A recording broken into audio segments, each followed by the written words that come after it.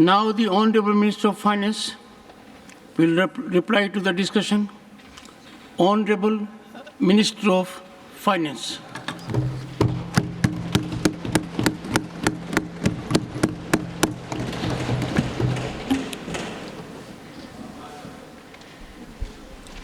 Thank you very much, Chairman, sir.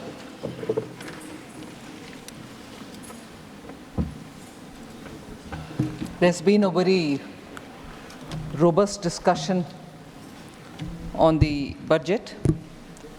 I understand 83 speakers have participated in the discussion, and that actually shows the interest that honourable members have taken on the topic. After a brief introduction, which I would like to begin with, I'd go by issues, clubbing several members who have spoken on a particular issue, and so on for various different issues. And I'll also try to refer to the names of the honourable members who have raised these issues and while answering. Sir, this budget of 24-25 is actually a continuation of the interim budget. So the features of the interim budget, the critical aspects of it, are naturally subsumed into this regular budget.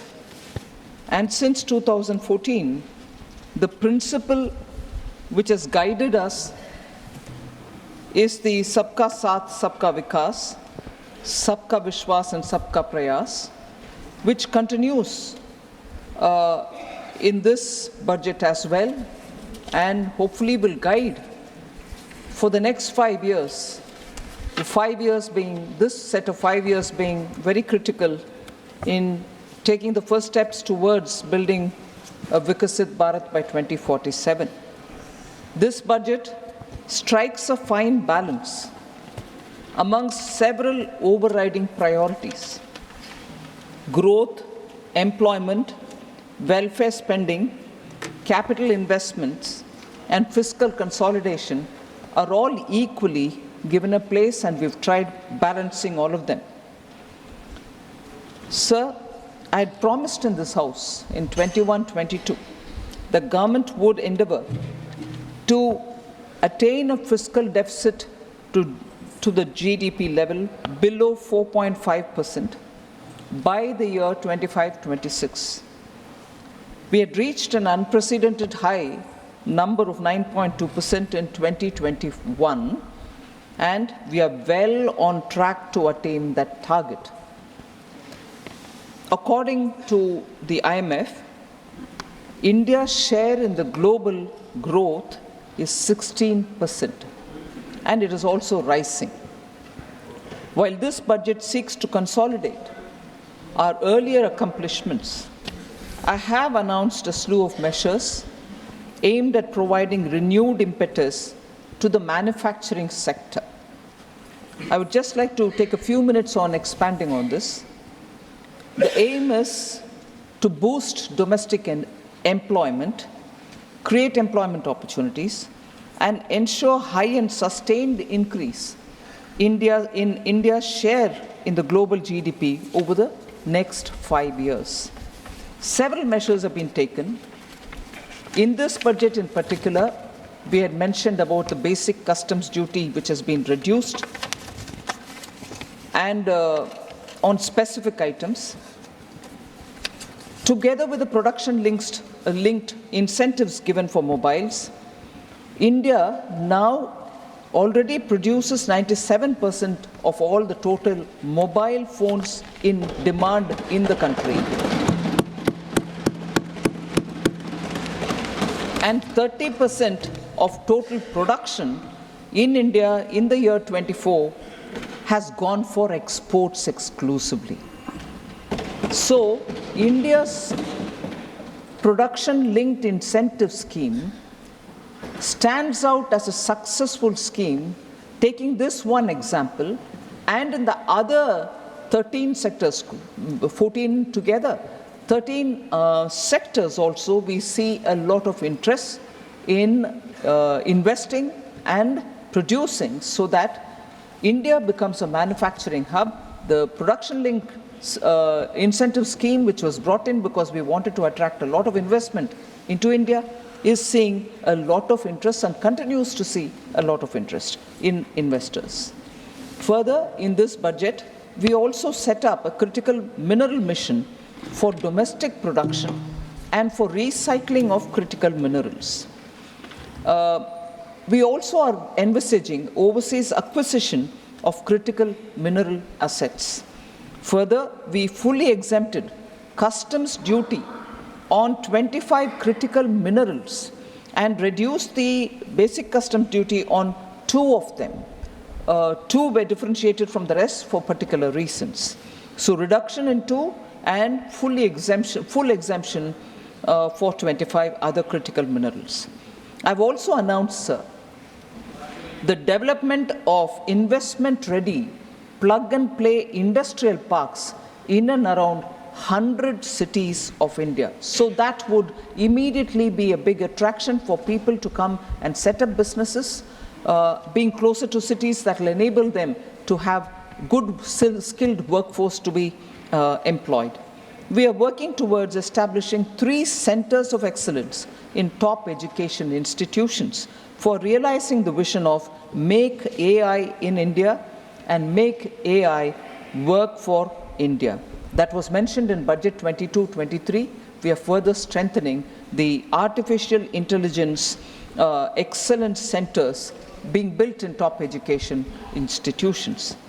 So in March 2024, government approved e-vehicle policy to promote India as a manufacturing destination so that e-vehicles with the latest technology can be manufactured in our country.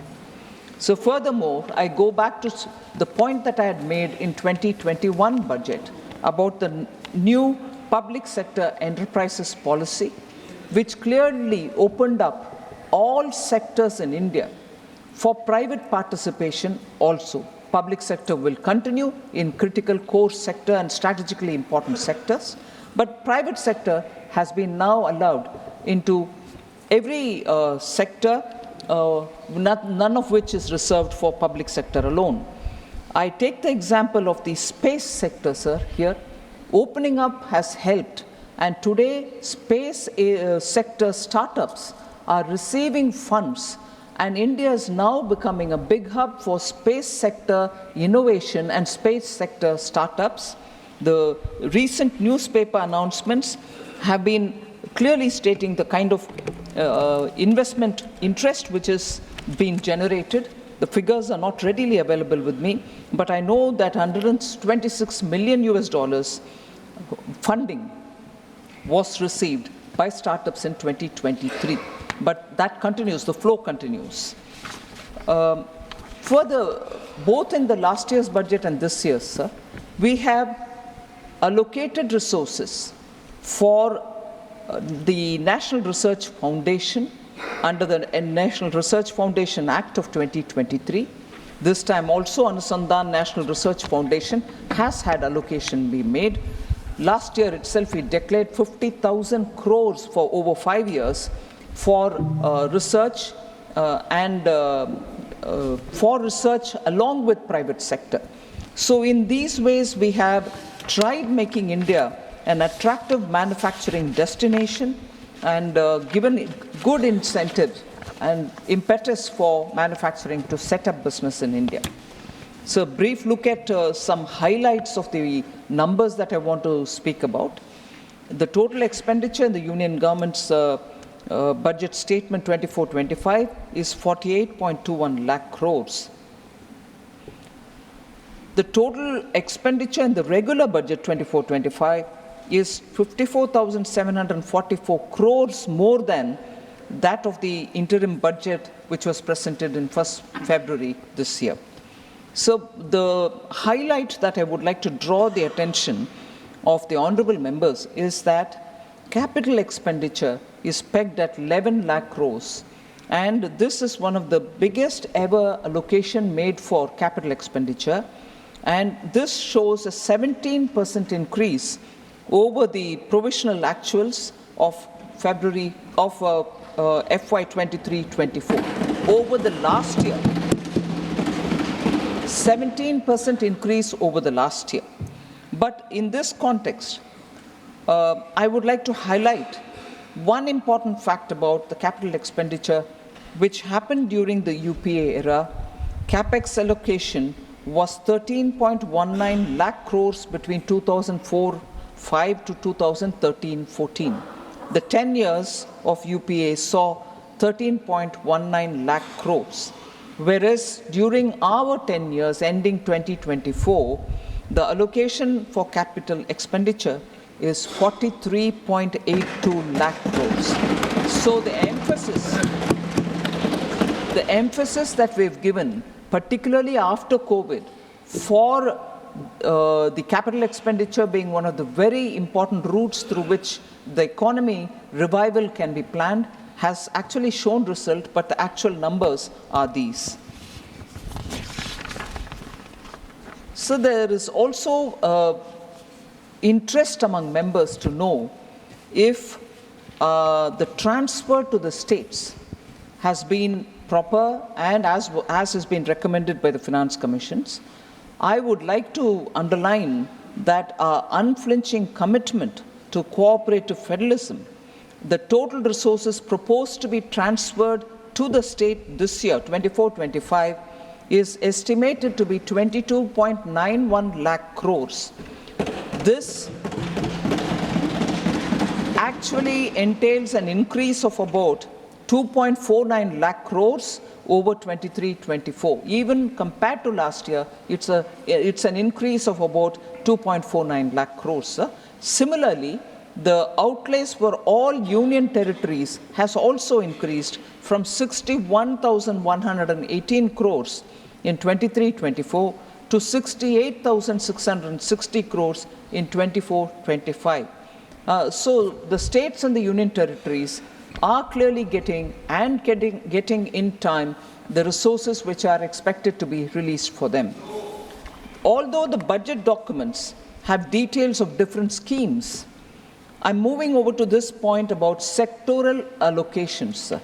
So there is this interest to know if the allocations for certain particular sectors have increased or decreased. I would like to just give a comparative picture, sir.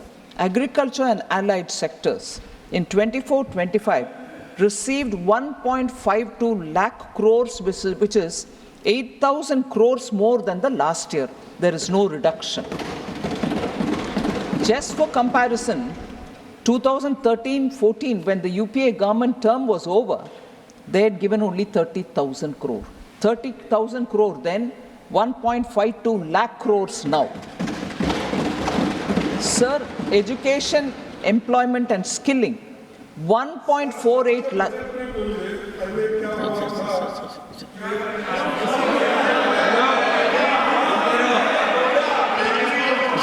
Please, honorable members, Finance Minister is speaking. Please. Yes. Honorable Finance Minister. Sir, 24-25 budget for education, employment and skilling is 1.48 lakh crores, and it is 28,000 crores more than the last year, whereas again 2013-14 it was only 85,000 crores. Women and girls, 3.27 lakh crores in the current budget, which is 41% more allocation, 96,000 crore more allocation compared to the previous year.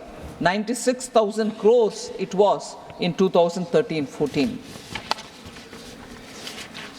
Similarly, for rural development, sir, 24-25, the current budget gives 2.66 lakh crores, 28,000 crores more than compared to last year, and it was just 87,000 crores in 2013-14. Urban development, 83,000 crores and 7,000 crores more than the last year, 12,000 crores in 13-14. Health and social welfare, sir, 1.46 lakh crores. Compared to last year, it is 74,000 crores more. 3,000 crore more than last year and 74,000 crores more than 2013-14. So I also already mentioned about the fiscal deficit. I just want to highlight that we had projected 5.1% of the GDP as the fiscal deficit in the interim budget, whereas now, when we presented the regular budget for this year, it has been brought down further to 4.9%, and we aim to reach the deficit below 4.5% next year, sticking to the glide path given in 2021. And it was also said in the budget speech that from 26-27 onwards, our endeavor will be to adhere to a path that ensures that the central government's debt as a percentage of GDP is on the declining trend. Our focus will be on that. So I'd like to mention in this August House that the weighted average yield, which is broadly the one which corresponds to the average cost of borrowing of the central government securities, issued during the 10-year period of 2014-15 to 2023-24 is lower by about 60 basis points than the period between 2004-5 to 13-14. This is, and I'm giving a very notional idea, sir, but it helps to put things in perspective. If the borrowings in UPA 1 and UPA 2 were near the rates obtained by us, I know it is determined by so many other factors, market and so on, but if the borrowings in the UPA 1 and 2 were near the rates obtained by us, which could have been possible if they had our policies and our kind of credibility, it would have resulted in notional interest savings of approximately 35,000 crores for the government. Just to bring in the perspective, it can always be questioned, saying, oh, how can you bring in notional? But it's a perspective, sir. This points to recognition of this government's fiscal management and the management and this observation, the government's fiscal management prowess is an object. It's an observation of global observers, domain experts, and of course dispassionate economists, that the fiscal management of this government, which is a typical good feature which the Honorable then CM of Gujarat and now PM of country has always maintained fiscal prudence as one of the very important governance principles. Honorable members, therefore, would be pleased to know that with all these governance macroeconomic stability related features, the IMF has recently upgraded India's gross domestic product growth in the year 24-25 to 7%. So from an exceptionally low hit GDP growth during COVID, within a few years to rise to be the fastest growing economy in the world, I think could not have been possible without the hard work and toil of all Indians, irrespective of the sectors in which they are, farmers, workers, informal sector workers, construction workers, and all the entrepreneurs, the MSMEs and so on, and the visionary leadership which has a futuristic vision, because from the front, the Prime Minister leads the economy, we are able to achieve this goal.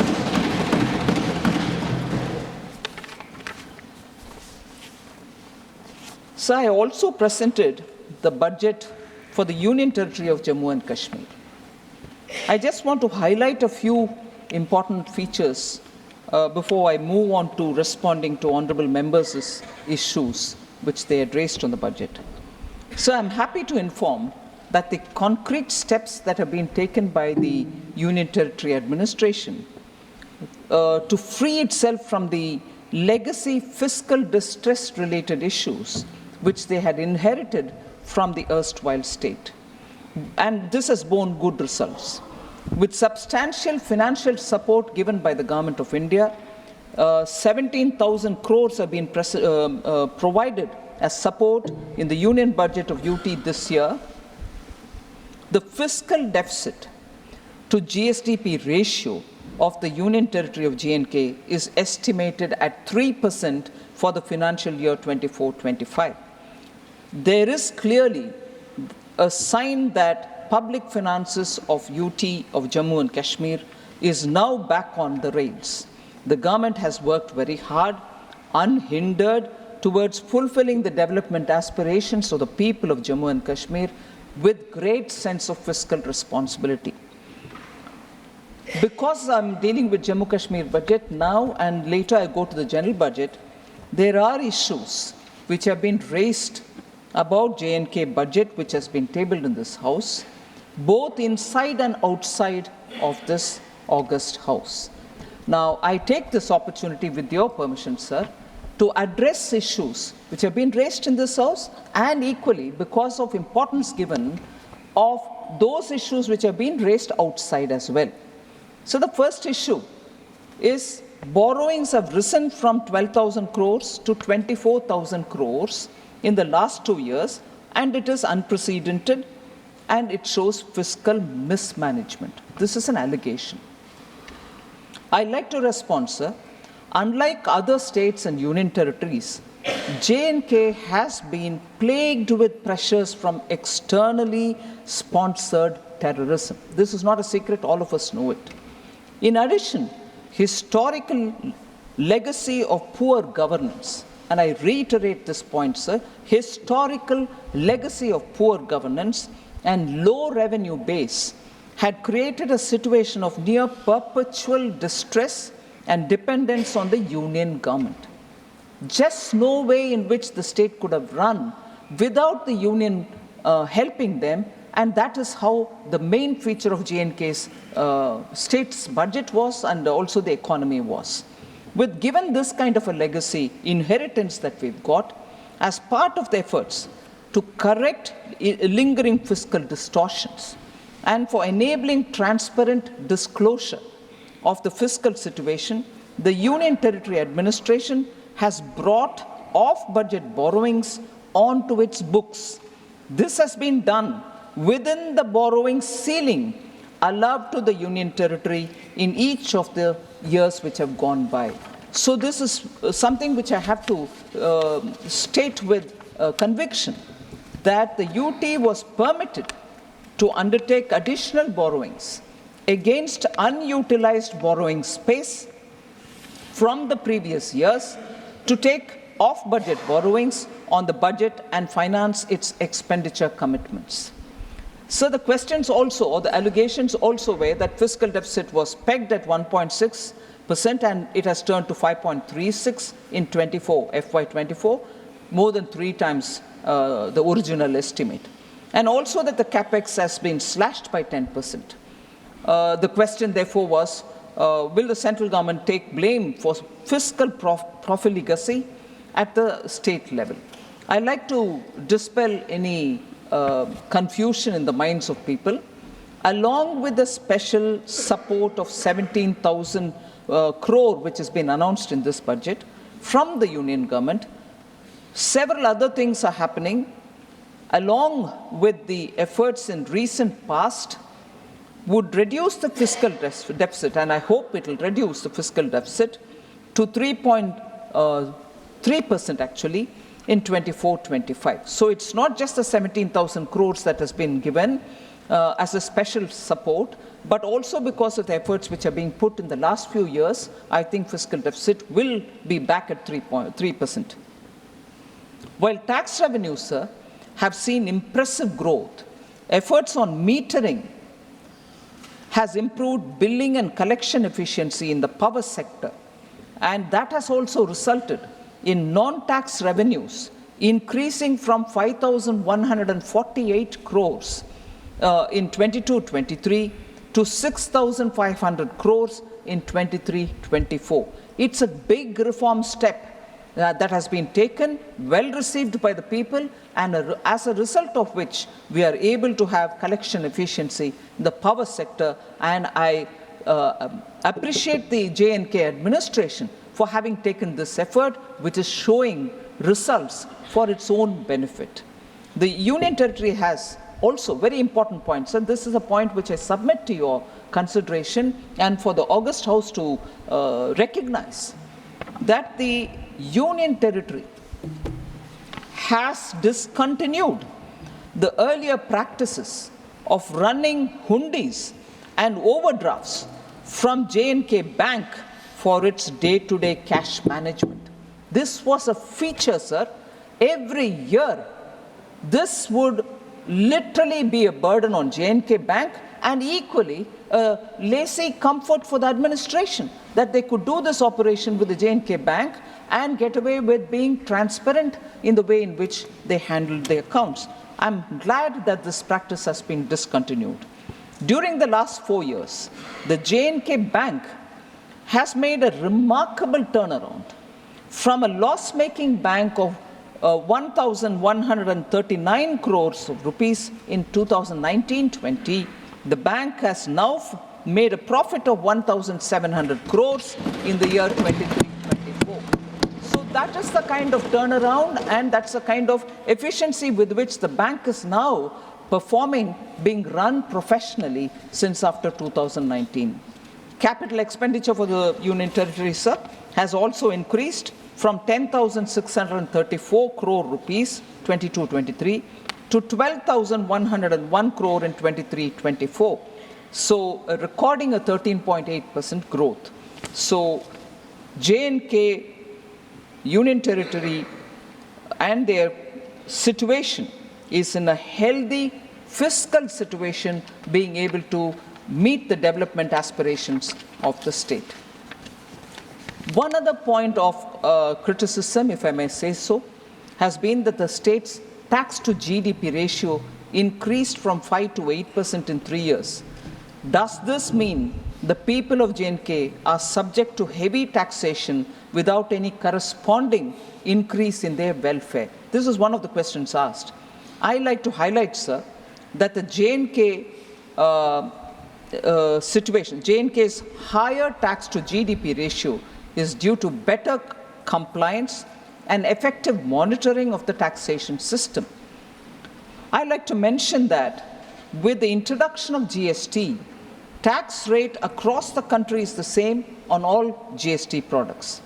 The rate of taxation on non-GST items are either at par with other states or only lower and not higher in J&K. Revenues from GST, motor spirit tax, excise, stamp duties were 9,467 crores in 2019-20.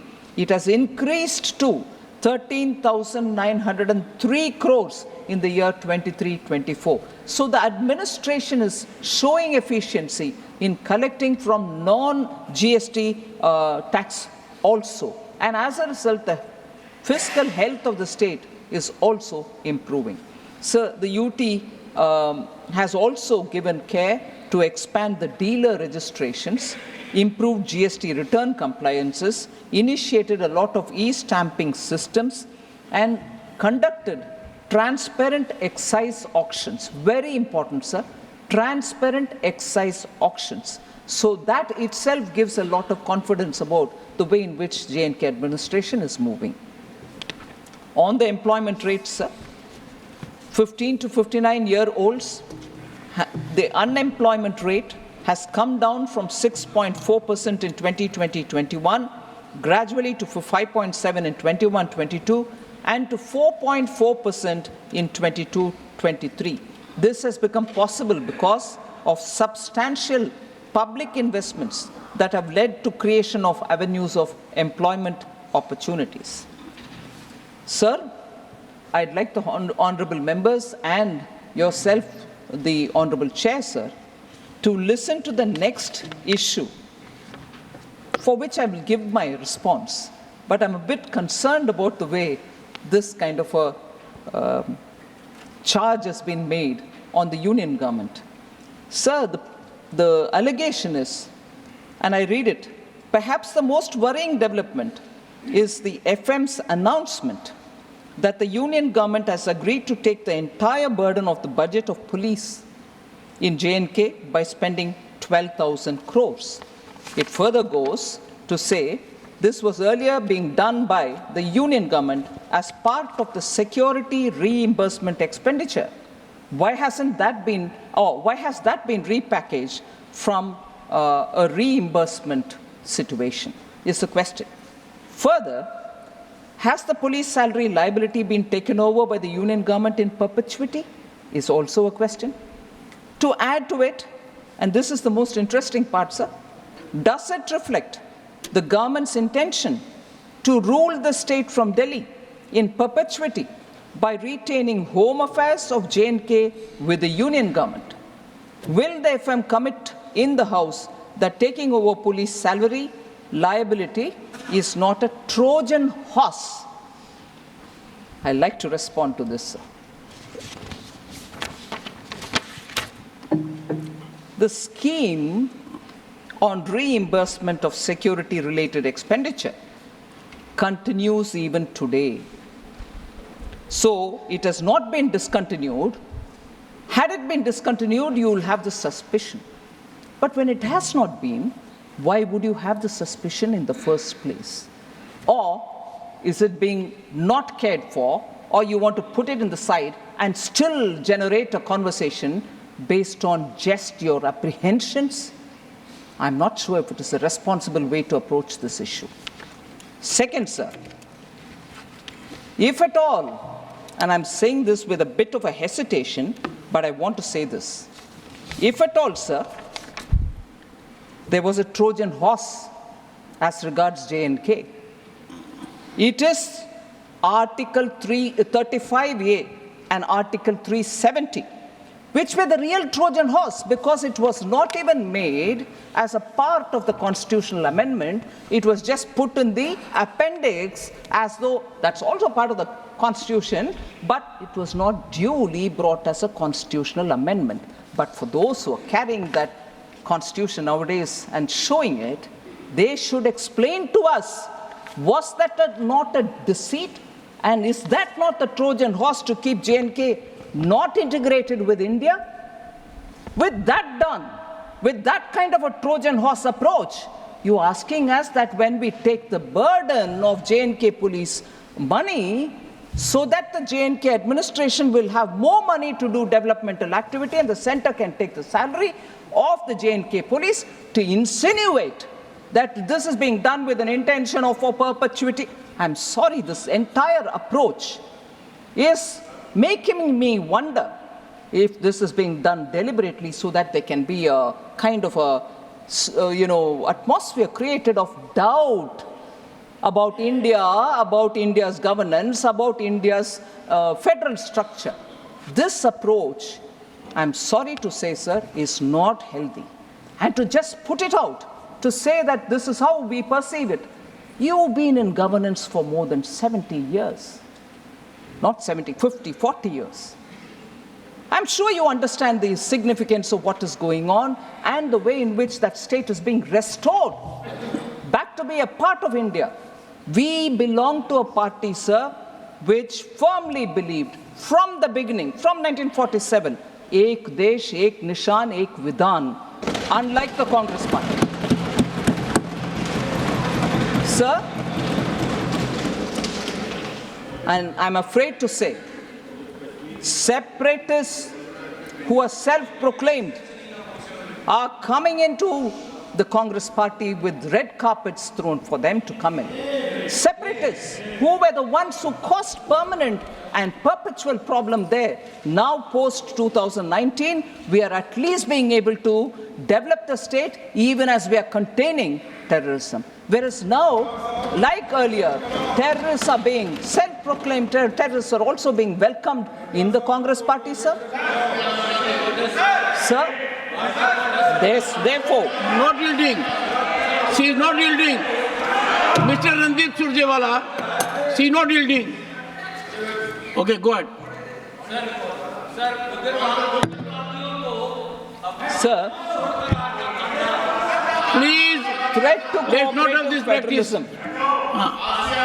This side also, please. Threat to cooperative federalism is a topic on which there's been a lot of discussion based only on the fact that the budget speech mentioned only 2 states and it did not mention other states. Yesterday in the Lok Sabha too, I addressed this matter, sir. I wanted to highlight the fact that total resources allocated to transfer to the states in BE 24-25 is 22,91,182 crores, and that's an increase of 4,93,645 crores over the last year. So, transfer to the states are going unhindered as per the recommendation of the Finance Commission, and I'll further elaborate that when I come to some of the members who have raised questions in particular on that topic. So, sir, in this respect, again, the threat to cooperative federalism issue has been raised by several honorable members, inclusive of former Finance Minister Chidambaram, Jawahar Sirkar, N.R. Elango, Shri Honorable Member Shanmugam, C.V. Shanmugam, and also Muhammad Abdullah. So there are many members who have raised this. And on that, sir,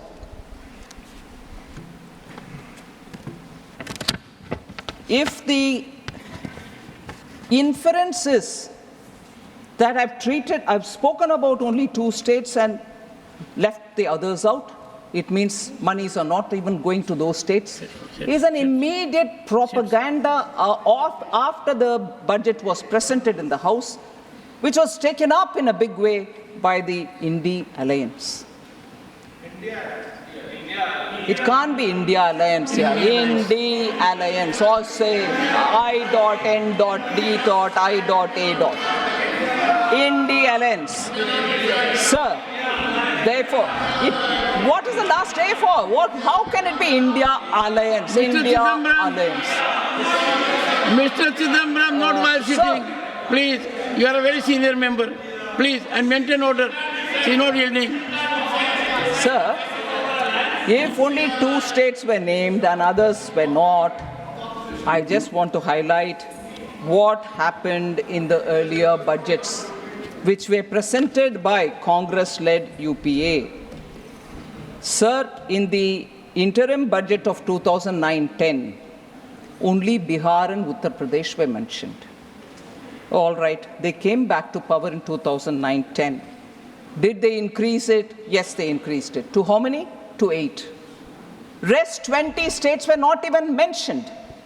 Are they clearly going to have to admit now that they did not send any money to 20 states because they didn't mention it in the speech? So, I went back to reading every one of them, sir.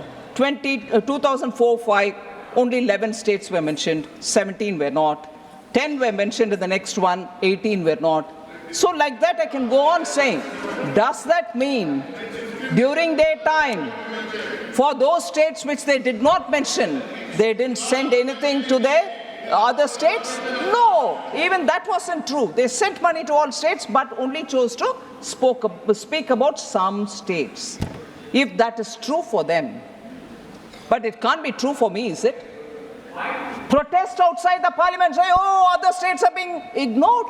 What a deliberate attempt to mislead people. And I condemn that.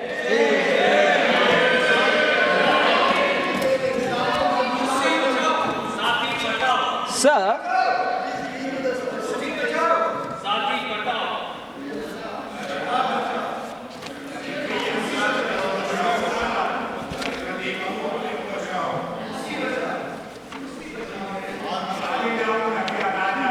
I'll just highlight this point, sir, on agriculture allocations. Agriculture allocation has come down, was the allegation, and also a statement made. Several members have spoken on that. Shri Randeep Surjewala ji, Raghav Chadda ji, Rajni Patel ji, Sanjay Yadav ji, and Manoj Kumar Jha ji. I want to highlight, sir, that the budget allocation in 2013-14 for agriculture and farmers' welfare was only 21,934 crores, whereas 24-25 it has increased to 1.23 lakh crores. Over over 5.5 times in a decade. PM Kisan, sir, about which I'll also mention a bit later, more than 3.24 lakh crores has been disbursed to over 11 crore farmers. Institutional credit as a target for agriculture has increased more than 2.5 times since 2014-15, from 8 lakh crores to 20 lakh crores.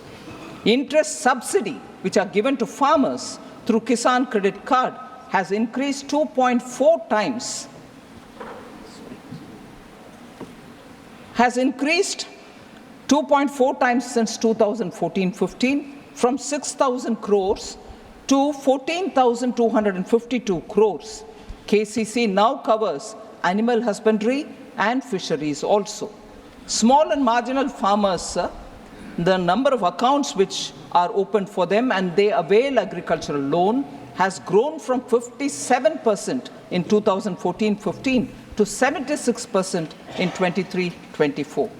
Sir, Pradhan Mantri Fasal Bima Yojana was launched in 2016 to provide crop insurance coverage to farmers, and more than 1.5 lakh crores has been dispersed till today to the farmers. Agri Infra Fund, sir, was launched under Atmanirbhar Bharat package to address existing infrastructure gaps and mobilize investments. More than 35,200 crores have been sanctioned for 48,000 projects under the Agri Infra Fund. So the money collected, although as a cess, much against the allegation which is levied on us, saying cess money you retain. No, it is getting spent for, here in this case, for agriculture infrastructure creation. More than 23 crore soil health cards have been distributed to farmers, which provides farmers with the nutrient status of their soil and its composition.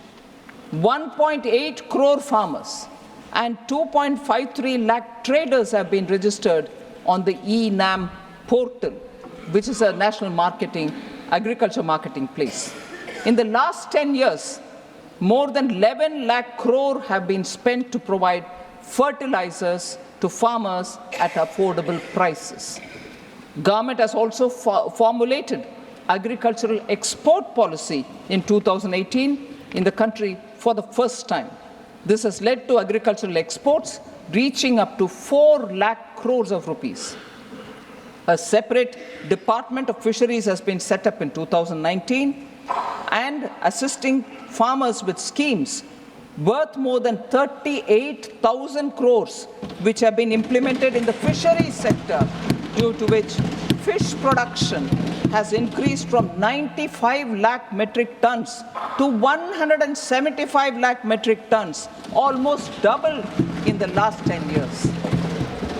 Sir, this is where this insurance-related point which I said earlier, I have to repeat.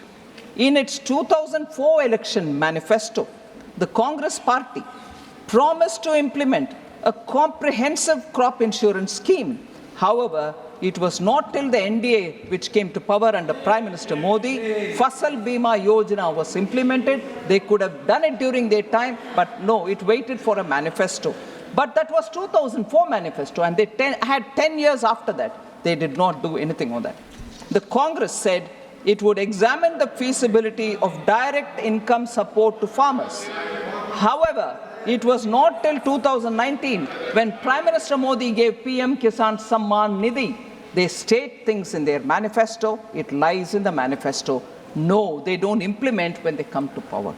The failure of their flagship scheme, which is the loan waiver scheme of 2008, has been, I've mentioned this several times, I'm not taking the time of the August House, but the loan waiver scheme was not even fully implemented. In fact, many of the farmers were not given certificate that they've cleared their dues and everything, so that after that they can go and procure the loan from the banks, because without the certificates, bank wouldn't give. 38% farmers hadn't been given the certificate, and they are sitting, loan waiver gaya, loan nahi mila abhi. That is the halat, that is the careless and laid back fashion with which a sensitive subject like loan waiver had been handled by Congress party. Sir, on health and education, Honorable Member Sanjeev Arora, Sujit Kumar, and also Sagarika Ghosh had raised question. National health policy of NDA targeted only 2.5% of the GDP on health sector. So total allocation under health increased from 88,000 in 23-24 to 89,000 crores in 24, 89,287 crores in 24-25. PM Swasth Suraksha Yojana, under that 15 new All India Institutes of Medical Sciences have been approved, of which 9 projects have been completed starting from 2014. In 10 years, 9 new All India Institute of Medical Sciences have been completed, whilst total of 15 have been given sanction. Similarly, sir, 17 government medical college institutes have been approved, of which 10 projects have been completed. So attention given to health in different forms is what I want to lay before you for the consideration of the House. Sir, PM Jan Arogya Yojana, 34.28 crore Ayushman Bharat cards were issued, 94,225 crores have been authorized for hospital admissions. So the out-of-pocket expense of patients are all being brought down because of the various measures which have been taken out. Under Mission Indradhanush, cumulative total number of children vaccinated is 5.42 crores. Cumulative total number of pregnant women vaccinated is 1.31 crores. So the Pradhan Mantri National Dialysis Program, sir, has been implemented in 748 districts at 1,485 centers, and it deploys 10,077 hemodialysis machines. A total of 23.33 lakh patients have availed of this facility of dialysis. 2.7 crore hemodialysis sessions have been held as of 30th April 2024.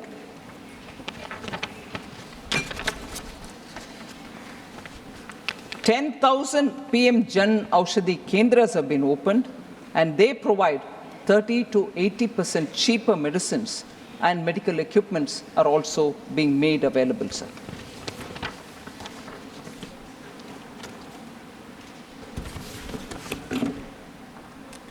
Sir, on unemployment, several members have spoken.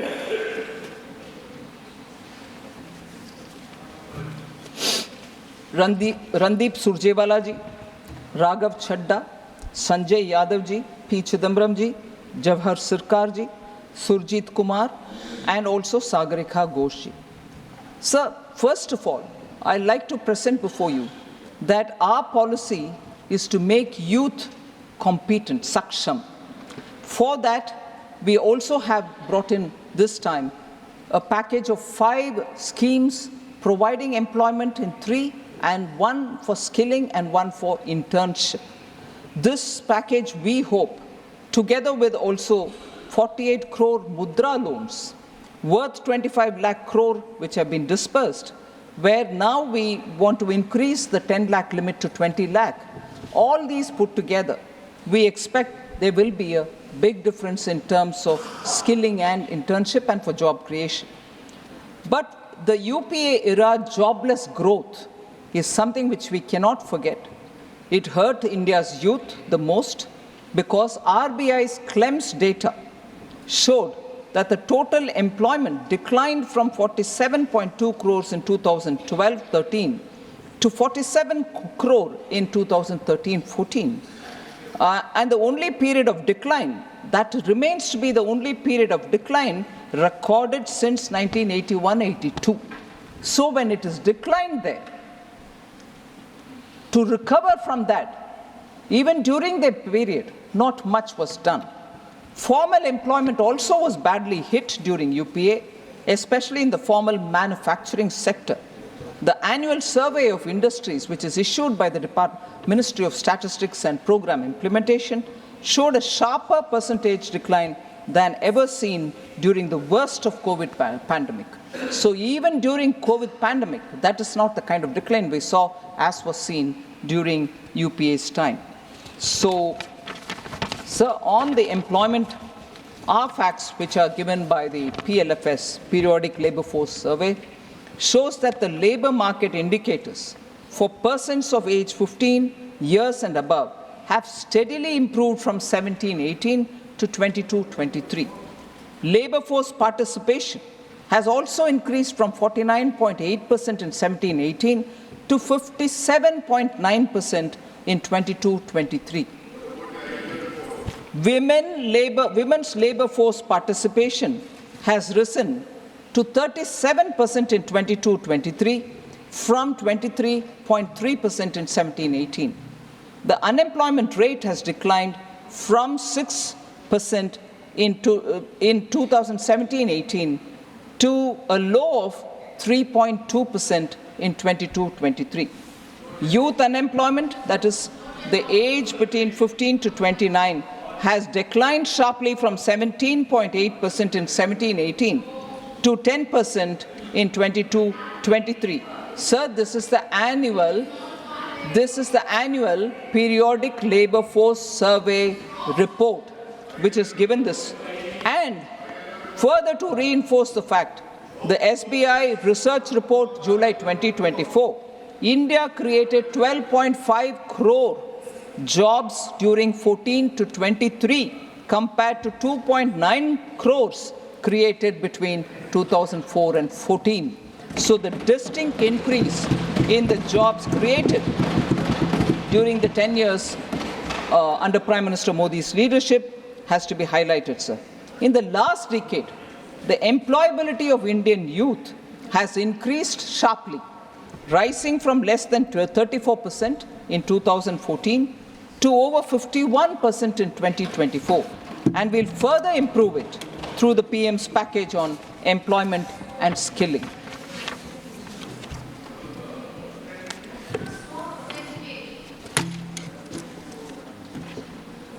So, inflation. There's been a lot of discussion on that, sir. I'd like to give the data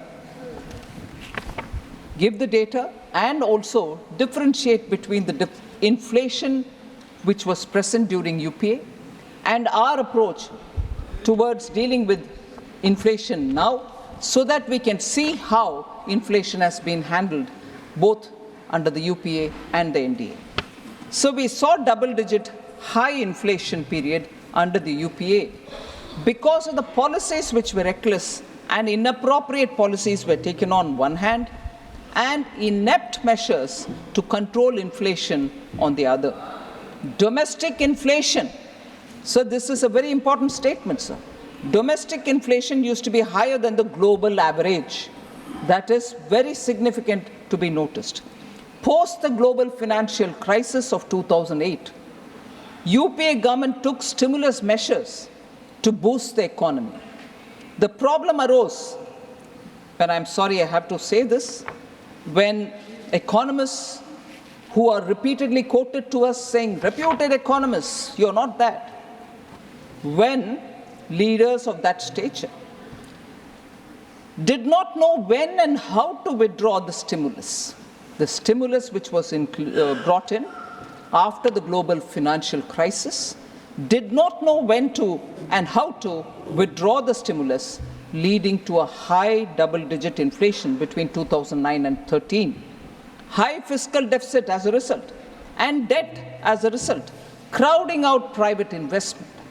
Sir, between January 2012 and April 2014, retail inflation was more than 9% in 22 out of the 28 months. So let's understand the gravity of this inflation, which we have noticed during that time. No supply-side measures were effectively taken in those days, and as a result, relief, even partial relief, was not available for the consumers. UP inherited a very stable macroeconomic environment. Atalji when his term was over in 2004, had left behind a very strong Indian economy. Inflation was only at 3.8% from 99 to 2000 and to 2003-04. Comparatively, average annual inflation rose to 8.1% between 2004-05 and 2013-14. Where is 3.8% and where is 8.1%, sir? That's their record on inflation handling. High fiscal deficit, decreased prioritization of capital expenditure, and that contributed to sustained high inflation, averaging double digits. For example, sir, India's inflation averaged at 10.1% January to April 2013, compared to the average of 3.9% across all the emerging markets. If emerging markets are countries where we can compare ourselves, they were only at 3.9%, whereas you had UPA keeping our inflation at 10.1%. So, whereas, to contrast this with our period, over the last decade, sir, India's average inflation was only 5.1%, lower than the 5.8% average among the emerging economies. So we are close to it and even lesser than the average of the emerging economies' inflation. That is the difference between UPA's handling of inflation and India's handling of inflation. Sir, Congress means mehengai is something the common man knows as well, because the common man's slogan used to be and continues to be Congress aayi, mehengai lai. This has been the parlance of the normal people. So, Congress matlab mehengai. Sir, I want to. आपको क्या बोलना है? आपका achievement क्या है? आपका physical achievement क्या है? आपका फाइनेंशियल अचीवमेंट क्या है? Sir. कितने progress? Okay, sir. Please, sir. Honorable Finance Minister.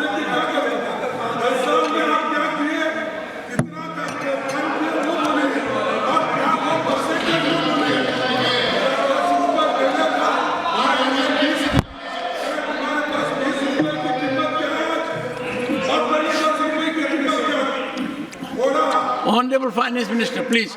Sir. Honorable Leader of the Opposition, sir. No, sir, please. She not yielding, sir. She not yielding. Okay, I'll leave. Sir, she not yielding. Okay, Sir. Yielded. Okay.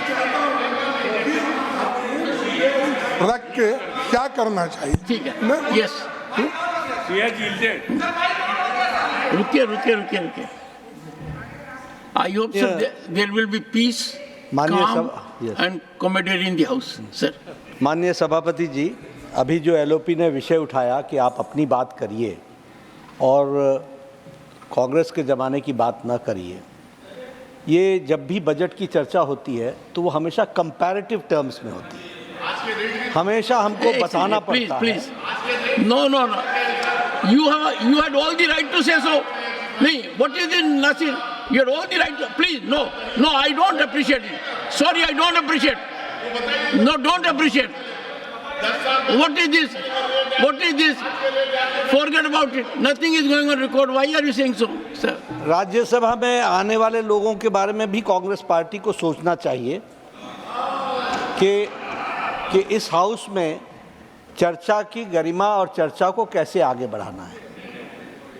मैं यहाँ पर सिर्फ माननीय वित्त मंत्री श्रीमती निर्मला सीतारमन जी जो बात कह रही थी उनके पक्ष में हाउस को ये बताना चाहता हूँ कि बजट रिलेटिव और कंपैरेटिव टर्म्स में बताया जाता है। हमें अगर विकास बताना है तो हमको बताना है कि हम कहाँ से चले और कहाँ पहुँचे। हमको यह भी बताना होता है कि हम किस गति से चले, और हमको यह भी बताना पड़ता है कि हमने एक लॉन्ग लीप ली है। एक लंबी छलांग ली है। और जब हम ये लंबी छलांग लेने की बात करते हैं तो हम अंधकार से उजाले की ओर जाते हैं। और उसका पर्यायवाची जब हम ढूंढेंगे तो 2014 के पहले अंधकार दिखता है और 2014 के बाद उजाला दिखता है। Honorable Finance Minister, Honorable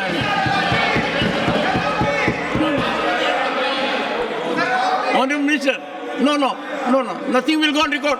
No, not yours. I am asking another minister. Please take your seat. Only Finance Minister will address, please. No, I can't open the debate. The debate is over, please. Please, no, sir.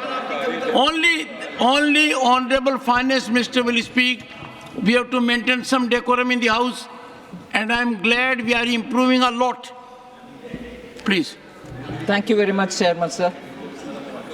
Sir, I do take what the Honorable Leader of the Opposition has suggested. What we do today is what I'm highlighting, and therefore also saying something similar of this kind didn't happen then. He may refute it, but it is a matter of fact, and I'm grateful for the intervention of the Leader of the House to state it in his nice Hindi, which I can't speak as well, to say what exactly it was. Getting out of Andhakar to go into Acha Roshni Wala, and that's what is happening now. So, Honorable Finance Minister, but your Hindi is not bad. Thank you. Please go ahead. Thank you, sir. Sir, please. Sir, Please. Honorable Finance Minister, please. sir, it is not just me who's talking about what had not happened then, and it's not just me who's talking about what kind of things had happened then. I'm saying what not happened then and what kinds of things happened then, based on eminent people and their words. Take, for example, what one former governor of Reserve Bank had to say. And I'm quoting, I'm not taking his name, I don't know if it is permitted, because I think people who are not members of this House you should not name and so on. So I will just say former governor of Reserve Bank. In his book he says, sir, and I quote, "The finance ministry used to pressurize the RBI to soften interest rates and present a rosier picture of the growth to shore up sentiments. You were not able to perform in the economy, managing the inflation, giving stimulus to growth and leading the country to have better growth, but you're asking the RBI to give a rosy picture so that the sentiments don't get affected, because that sentiment and the kind of impact it was having on the economy is where we went to being fragile 5. And fragile 5 economy is a fact which was before them, but they couldn't act on it. Instead, they put pressure on Reserve Bank. So what you need to do constructively, you don't do. On the contrary, you do such things. And I'm not saying it. Reputed, respected, former bureaucrat who was also the governor of Reserve Bank has written it. So I want to just highlight, sir, whereas what kind of efforts we have made to keep inflation under control is something which I want to say now for members who have been very keen to know what is happening today. I'm telling you what's happening today. Please make a note of it. Sir, we implemented measures. Mr. Basu and Manikwa, what they were saying that Sir, we implemented measures leading to a reduced average inflation of 4.5% in 14-15 to 2018-19, well within the RBI's target range of 2 to 6%. Sir, moreover, India's inflation during 2020 and 23 was much lower than the global average. So I want to highlight why it was so. Because competent and proactive measures were undertaken by the government to control inflation, and we managed to contain inflation at 5.7% from 2019-20 to 23-24, despite challenges. which were unforeseen, and the size and the magnitude of COVID was something which all over the world, even today, has tarnished the economies, and they are not able to come out of it, whereas we have managed to be closer to the tolerance band given by RBI. Many countries faced 3 or 4 decade high double-digit inflation after the COVID pandemic. So I just want to list out the 5-year terms and the inflation rates which have prevailed. These are numbers which are already in public domain, but it's useful for us to compare so that we know what are policy-induced internal factors which drove UPA's inflation as different from NDA's inflation, which is largely driven by a pandemic and because of the global disruptions. So the difference between the inflation then and the inflation now are very clearly before us. NDA's period, sir, 5 years between 1999 and 2004, retail inflation was only 3.8%. UPA 1, 5 years, it was 6%. UPA 2, 10.2%. So if you were to take 10 years of UPA 1 and 2, it was 8%, 8.1%. NDA 1, sir, between 14 to 19, 4.5%. NDA 2, 5.7%, sir. NDA 1 and 2 put together, 10 years, 5.1% inflation. Where is 5.1 and where is 8.1, sir, of the 10 years then, 10 years now? So we need to understand that even when very important steps were taken, like cutting down on the excise duty of petrol and diesel by the Honorable Prime Minister, twice, once in November and once in June of 23, November of 22, every state tried to reduce. But for political scoring of a point, Congress-ruled states did not. And even then and now, the inflation in those states, even if the change of government has happened, continues to be higher, and efforts to contain them is even being taken now also. They just didn't want to cut down. On the contrary, if I remember correct, our president and the leader of the House here is from Himachal Pradesh. The first thing the government did there after being elected was to increase the price of petrol and diesel. Now the cry for inflation in this House, questions on what action you're taking to contain inflation. Congress government in Himachal Pradesh, a small state, increases the price, and here the lecture is about contain the prices, bring it down. Congress can do that. So was the effort, so was it in Karnataka. So inflation and containment measures may be questions on us, and we are willing to answer. But what about those states which are being governed by Congress, sir? The steps that we've taken, the steps that we've taken to control inflation, sir, strategic policies for targeting inflation have been taken. PM Garib Kalyan Anna Yojana is to make sure that people get the bottommost layer, poorest people get their grains at least, so that they can have some kind of assurance that they have something to feed their family with. Government continuously offloads wheat and rice from the central pool under the open market sales scheme to increase availability in the market. Steps that we are taking. To prevent hoarding and unscrupulous speculation, traders and wholesalers, big chain retailers, and processors were required to disclose their stock positions of wheat and rice. We follow them, we pursue with them, and then ensure that the stocks are coming into the market. Under the price stabilization fund, sir, a dynamic buffer stock of pulses is maintained, and calibrated release of stocks contain the price, and we keep procuring to increase the buffer stock. Basic duty on crude palm oil, crude soya bean oil, and crude sunflower oil was cut from 2.5% to nil, so that crude oil can come into India, edible crude oil, and that can be refined, creating jobs, at the same time making edible oil available in the country. The agri-cess on oils was reduced from 20% to 5%. So we are reducing the revenues that we are earning but making sure people get affordable price commodities which are important. On January 15th, 2024, this duty structure has been extended to 31st March 2025. So edible oil can be distributed with affordable prices, sir. We have also taken measures to make sure basic items like atta, rice, chana dal and moong dal are distributed in the Bharat Atta, Bharat Rice and Bharat Chana Dal and Moong Dal branded so that they can be sold at affordable prices. Per kg cost of atta is 27 rupees 50 paise. Per kg rice is 27.50. Chana is 60 rupees a kg. And Bharat Moong Dal is at 107 a kg, 93 for Sabut Moong Dal. These are being sold.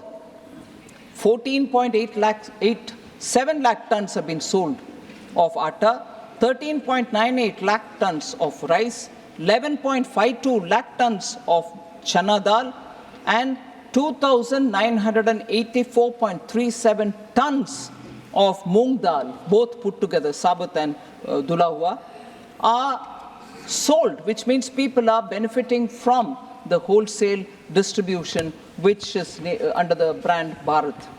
So therefore, sir, I want to make sure that the efforts taken by this government to contain inflation are informed to the honorable members, and they know that we are taking the necessary steps. Quickly on Poshan Abhiyan, sir, and Saksham Anganwadi, a question which Sujit Kumarji from BJD had raised. Poshan and Saksham Anganwadi allocations have only increased and not come down. 20,554 crores in 23-24 to 21,200 crores in 24-25. On per capita income also, RJD Sanjay Yadavji has questioned. Sir, per capita income at constant prices grew at an average rate of 4% during 2012-13 to 2013-14. In all subsequent to those 2 years, except in 2019-20 and 2021, which were the pandemic years, the growth in per capita income at constant prices was higher than 2012-13 and 13-14. I can just read it out at constant prices, sir. 12-13 is 3.3, 13-14 is 4.6, and so on, except when in 2021 it was minus 8.9, it has recovered to be 5.7 now. So, per capita income issue is also something I want to address.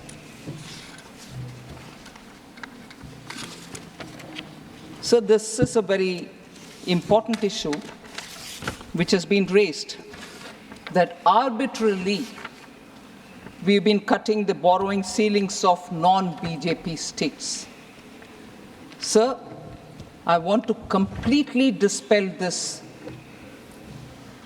baseless argument. Central government follows the recommendation of the 15th Finance Commission for issuing borrowing consent financial year-wise uniformly to all states. Net borrowing ceilings of 3% of GSDP has been fixed for the financial year 24-25. Borrowing consent is issued to all states by adopting uniform parameters as per borrowing guidelines. There's no difference here. All of them are treated the same. Moreover, the 15th Finance Commission has also recommended performance-based additional borrowing space of 0.5 of GSDP. This is linked to the performance in power sector reforms.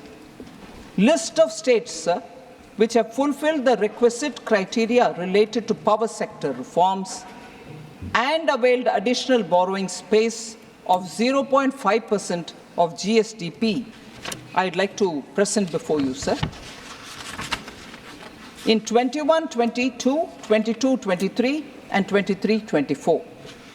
Example, West Bengal, 6,911.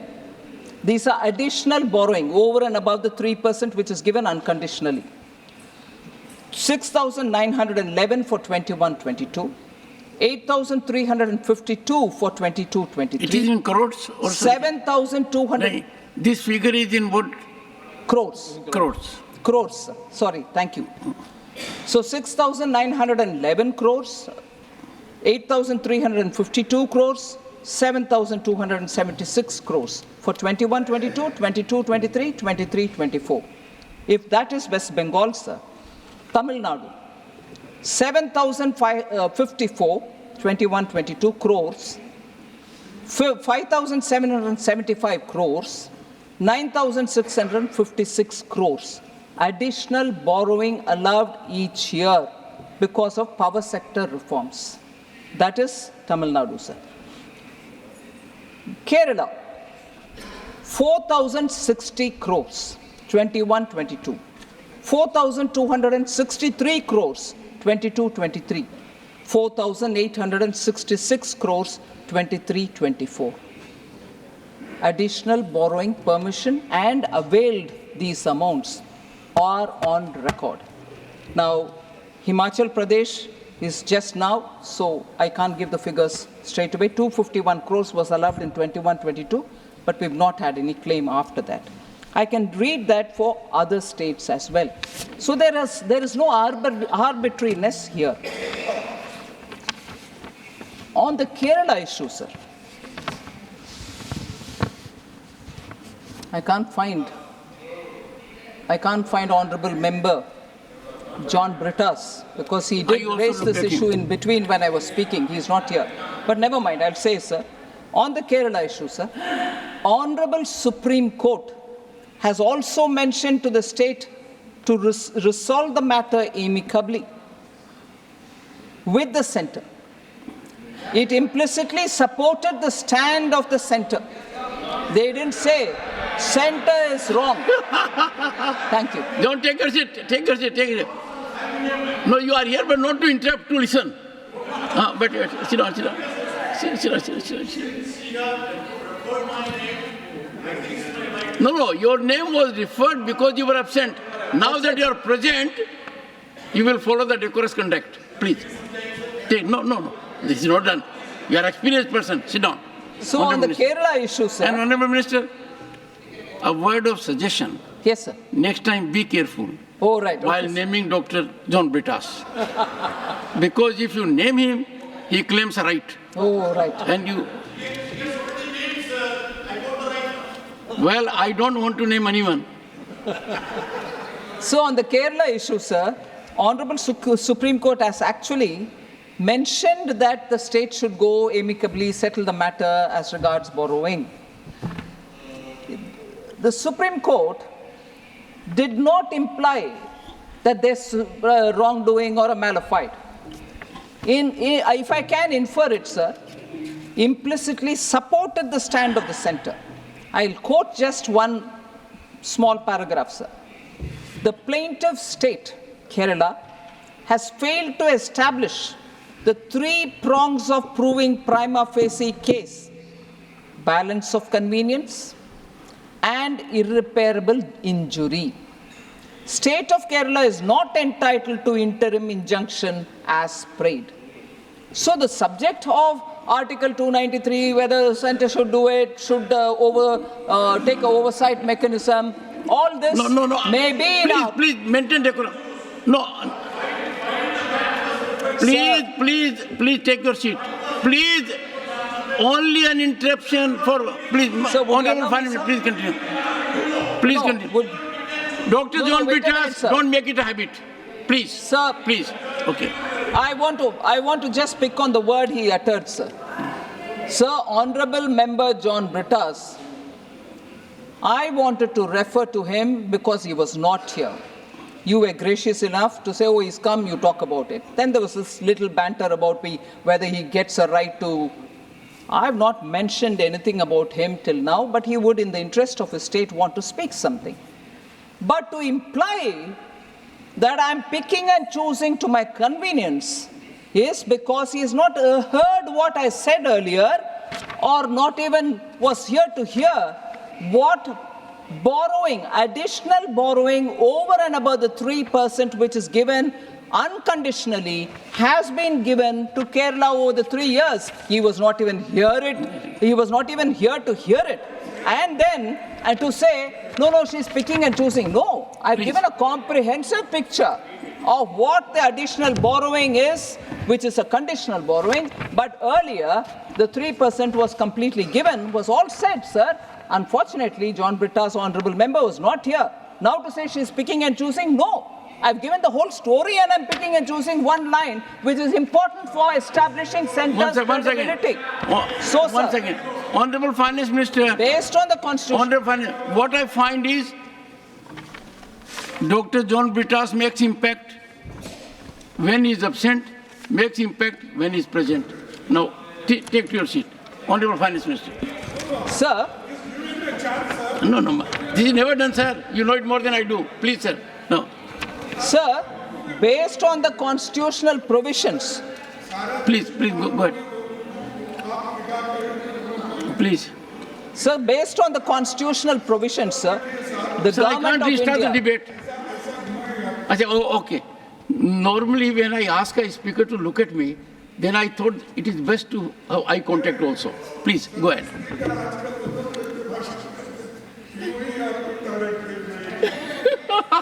I'm following the rules, sir. Yes. No, the leader of the opposition has appreciated you.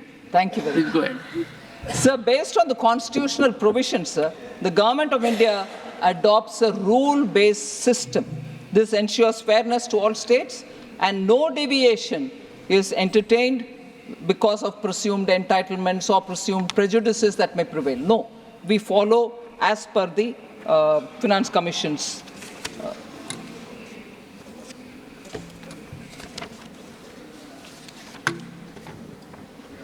So they related somewhat to this was this question on tax devolution to states is less than what is recommended by Finance Commission, a point that Sri N.R. Elango from DMK had raised. I'm not sure he's here. And you also have Honorable Member, Senior Member Tiruchi Shiva. I want to take a minute on this one, sir. We've heard members raising this voice that centre does not devolve actually 42% or the 41% post-JNK becoming union territory. I want to clarify on this a bit. Finance Commission, sir, recommends devolution of taxes as a percentage of net proceeds as defined in Article 279 of the Constitution. Net proceeds. Net proceeds is calculated after deducting cesses, surcharges, and cost of collection from the gross tax receipts. So the first matter is gross tax receipt. From there you remove cesses, surcharges, and the cost of collection, and then you arrive at net proceeds, and it is from the net proceeds is the devolution of 41% or 42%. Sir, it is wrong to calculate devolution based on gross tax receipts and then claim that the centre is devolving less than what is suggested by the Finance Commission to the states, because the mandated amount, which is 41%, is based on net proceeds and not the gross tax receipts. So it should be noted, sir, the devolution is not a percentage of GTR, but it is a percentage of the net proceeds. Centre has always given the prescribed percentage from the net proceeds without fail to the states. And who arrives at the net proceeds? Does the centre decide the amount? No. The net proceeds are certified by the CAG. It is that amount which the CAG gives you as net proceeds is this much, so on this you will devolve 41% to the states. So I cannot choose saying net proceed is only this much and not another. That is done by the CAG. Every year it does. It's not as if it is done 1 year. Net proceeds is decided by the CAG every year. And also I want to highlight this point because I want to elaborate on that for 1 minute. This is decided by CAG every year, and if there are any dues pending to the states, it is also immediately released. Now, with this said, I want to highlight and draw your attention, Chairman, sir, Deputy Chairman, sir. I want to inform the members that our government has devolved 82,000 crores as a part of the tax devolution after obtaining the CAG certificate in March 22. So what is special about it? I'm claiming that every year I'm giving it in time. So why am I mentioning only this 82,000? Sir, from 1996-97 to 2014, when Prime Minister Modi comes in, between 96 to 2014, there was a accumulated due of 82,000 crore on tax devolution, which was not devolved. And no government in between had taken a call on it. We cleared it after the CAG gave the certificate in March 22-23. 82,000 crores pending from 96. No, you're not giving me 42 as per. You go on a wrong calculation on not net proceeds but on GTR. And also not recognize the fact, भैया 96 से जो pending है, उसका भी हम clear कर रहे हैं 22 में. States को कैसे मोदी जी अलग तरीके से डील करते हैं सर? नहीं करते हैं. वो भी चीफ मिनिस्टर रहे, उनको मालूम है स्टेट्स का दिक्कत. हर पैसा हमने समय पर दे रहे हैं और 82,000 करोड़ जो पेंडिंग था फ्रॉम 96 उसको भी हमने ही क्लियर कर दिया.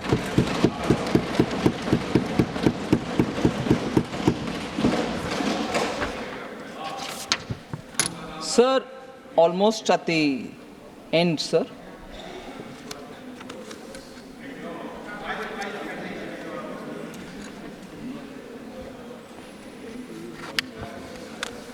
Sir, former finance minister, probably in the concluding stage of his speech, I was also here hearing him, had said, I've got 5 questions for which I want the finance minister to answer. And the 5 questions pertain to minimum wages, legal guarantee, education loan waiver, abolition of Agniveer, scrapping of NEET. I just want to give a very quick response to each one of these points.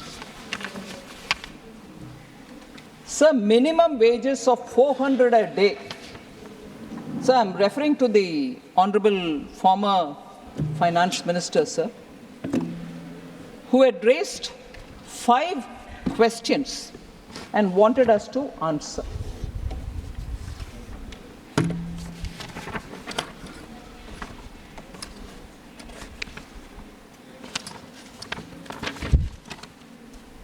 Sorry, sir, 1 minute.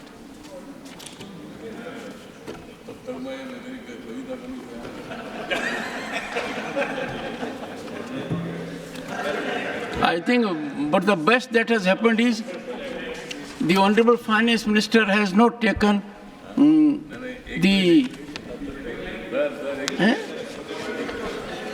No. So,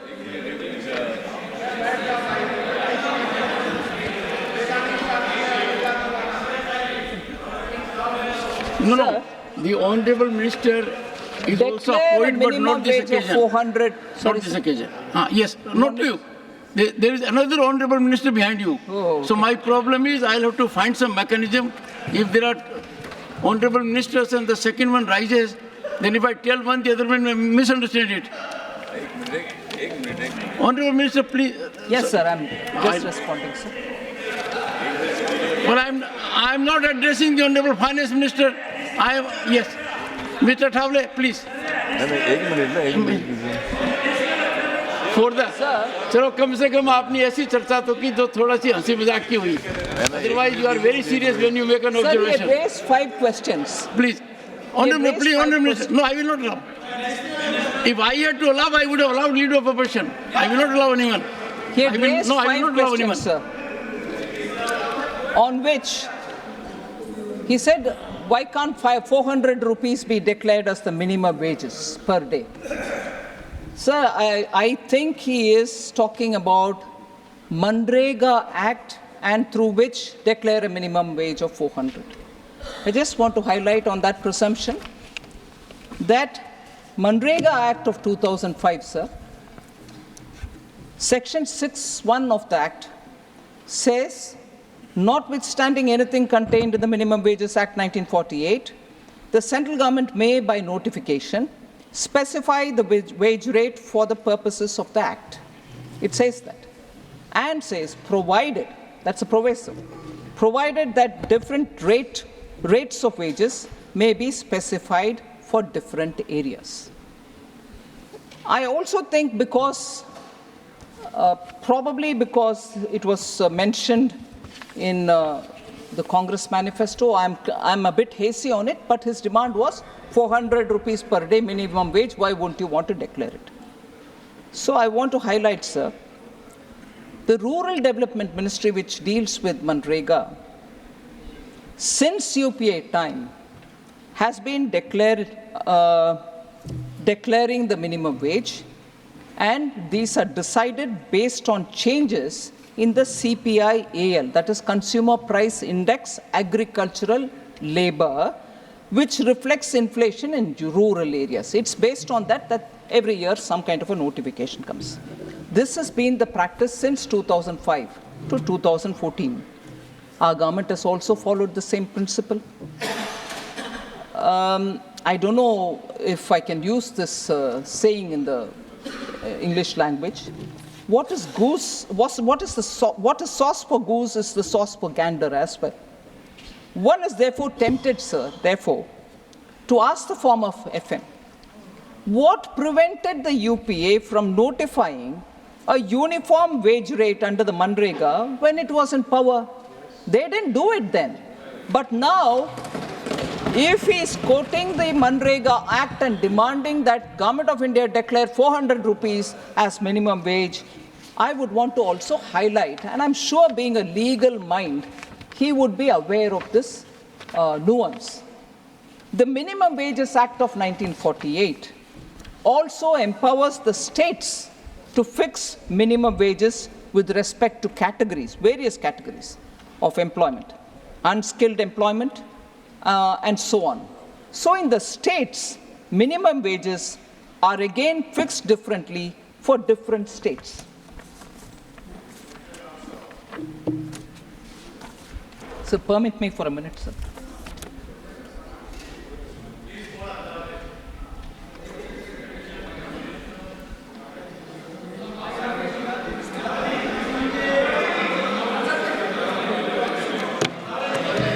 So, Minimum Wages Act, sir, are fixed by states for different kind of employments, just as Government of India also fixes minimum wages for railways or the mines or many other things which come under its subject. For example, sir, I'm taking the example of Karnataka.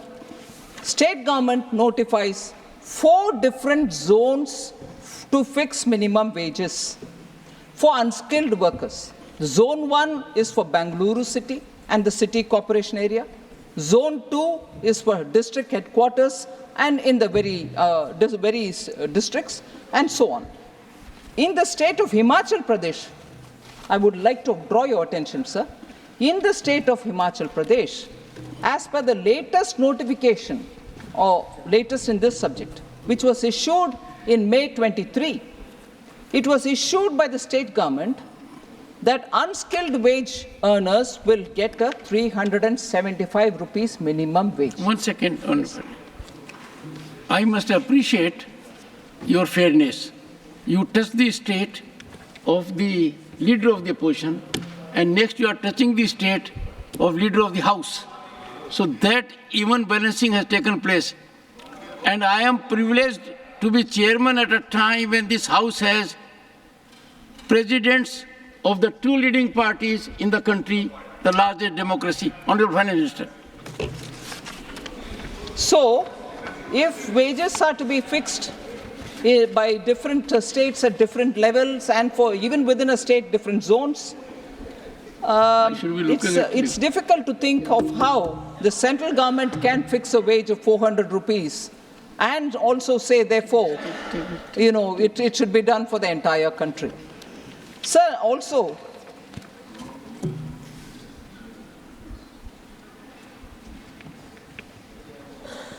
it must have been a slip of the tongue. I don't want to pick on it, but I'm very tempted, sir. In a speech, I think he claimed that he travels 500,000 kilometers by road every month. Must have been 500,000. We can overlook it. This does happen sometimes. If it was wrongly heard, I want to... No, I'll tell you, the leader of the House made a mention of 7 crore and he quickly corrected that it was 7 lakhs. So from that we can ignore. All right. So education loans. He had a question to ask on education loans. So we have already announced measures for education loans in this budget for helping our youth who have not been eligible for any benefit under government schemes or policies. We have announced a financial support of 10 lakh for higher education within the country. E-vouchers for this purpose will be given directly to 1 lakh students every year for an annual interest subvention of 3% to the loan amount of the loan amounts. Sir, he also asked a question about Agnivir scheme.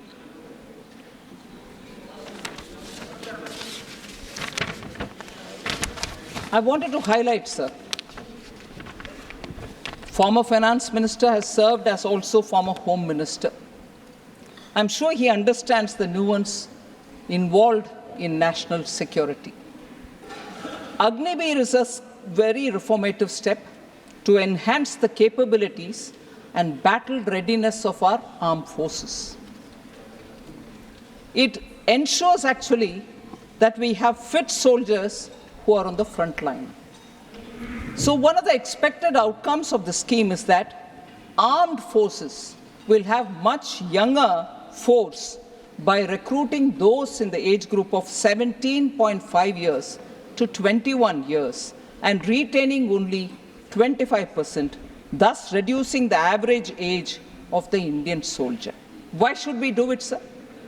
In countries like the US and the UK, soldiers are required to render only 2 of the 6 years in service because they want to keep the young, fit, and agile person at the borders. I hope on matters related to the fitness and battle readiness of the Indian Army or the armed forces, we don't do politics, sir, because it is something which is going to be critical for this country. We need young, fit, and battle-ready young people who are going to be trained. In fact, I was going to bring in here one of the news items which had come in the recent last 2 days about how, in terms of fitness and in terms of skills acquired, which are so required at the borders, Agnivir people have come out with flying colors. Studies have proved it. So this is a scheme which is very important, and we need to have greater sense of looking at the national interest rather than just take policies on some other consideration. I'd like to remind, sir, when in 2014 Prime Minister Modi reviewed the situation, I got into defense only later in 17, and therefore with some interest I went back to look at also the earlier periods. 2014, Indian armed forces, particularly the army, didn't even have bulletproof vests. We had to panic buy and give them. And in that, the role of Manohar Parrikar ji, Arun Jaitley ji, to make quick procurements, and we had to procure it from elsewhere. But today, in our country, we produce bulletproof vests which are good enough for our army, and they feel that it has given them the sense of security.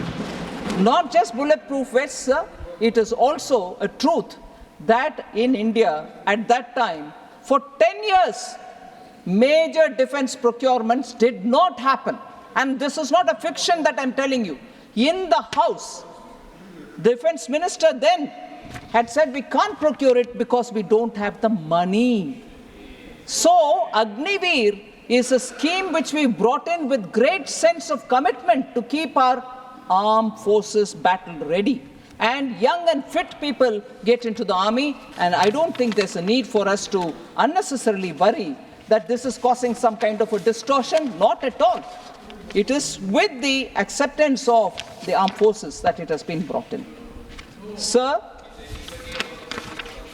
he is also, I think I've addressed the 4 issues that he had raised. The 5th one is NEET.